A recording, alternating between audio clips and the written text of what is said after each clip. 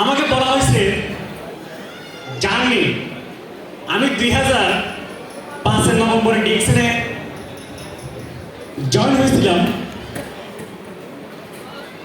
কোথায়?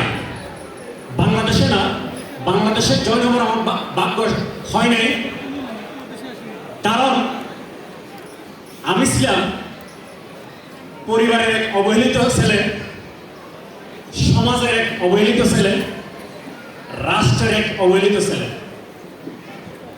কেমনে? যদি আমি স্টুডেন্ট থাকা অবস্থায় যদি আমার 20,000 টাকা ইনকাম করা যদি রাস্তা থাকতো, আমি বিদেশে যেতাম না। কেউ যায় সাথে যায়, সমাজ যদি আমাকে একটা ইনকামের রাস্তার ব্যবস্থা করে দিত, রাষ্ট্র যদি একটা ইনকামের রাস্তার ব্যবস্থা করে দিতে পারতো, তাহলে আমি বিদেশে যেতাম না। আমাকে পরিবার থেকে আমাকে সেটেলমেন্ট করতে পারে নাই, সমাজ আমাকে সুযোগ দেয় নাই, রাষ্ট্রীয়ভাবে সুযোগ পাই নাই। কারণ বাংলাদেশে 18 কোটি মানুষ, কেমন পাবো বলেন?